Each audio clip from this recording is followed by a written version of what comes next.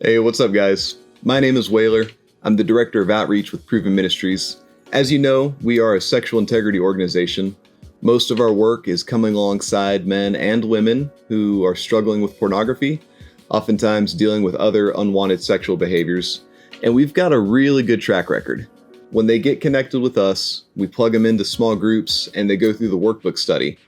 That community and that curriculum has a great tendency of seeing them transformed, so that they're no longer struggling with pornography. That's a beautiful story. One thing that I find a little disturbing is many of the guys that I talk to, even when they've gotten better, pornography is no longer the rule of their lives. They still have a tendency of expecting setbacks. Now, of course, we've got to make some allowance for that. Recidivism is a real thing. And if you've had an addiction for years, if not decades, it's going to take a while to walk into a different kind of life, to have that set of habits and that character formation really become you.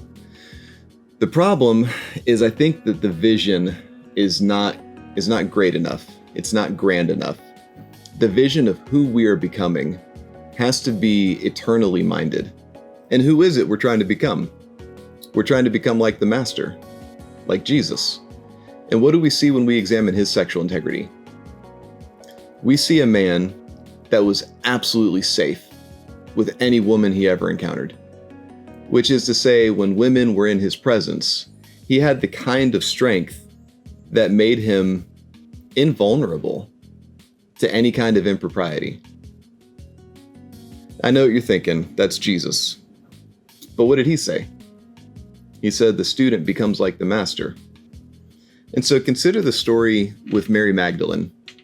You know the tale. She's got her hair down. She pours ridiculous expensive perfume on his feet, washes his feet with her hair as she's sobbing over them.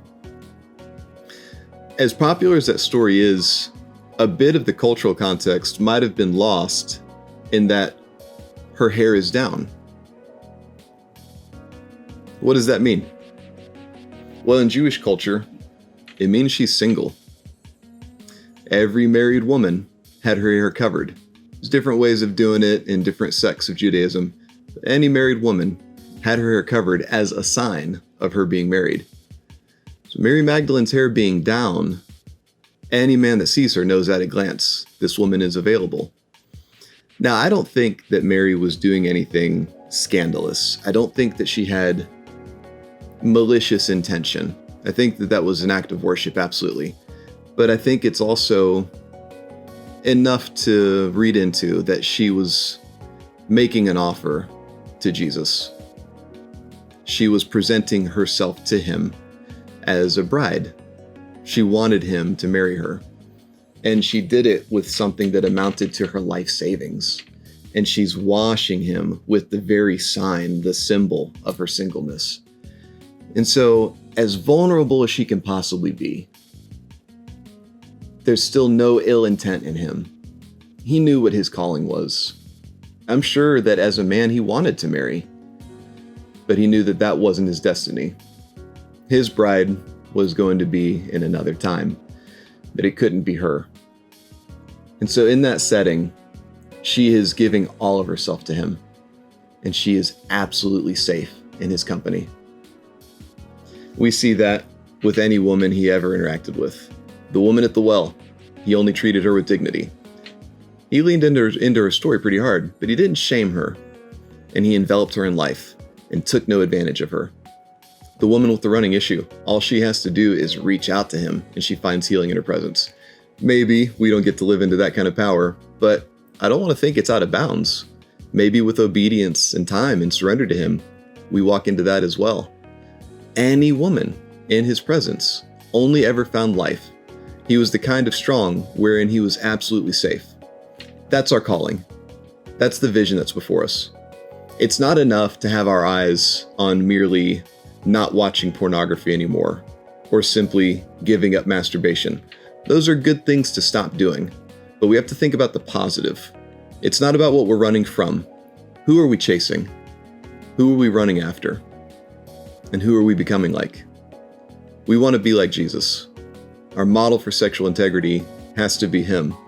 and it's so good and beautiful and sturdy when we examine it. I want to be like that. I would like it if you would join me in that pursuit. Those of you that have connected with us and you know the process, you've been through the workbook study, you've been in a small group, you know the story. This is my challenge to you to increase that vision so that it's not just the problem that's in the corner of your eye, but it's eternity consuming your entire field of vision. If you haven't connected with us and you wonder what this whole life is about, please reach out to us. I would love to become acquainted with you personally. The path is relatively simple. You just have to choose to walk it. The good news is you don't have to walk it alone. We are here with you every step of the way.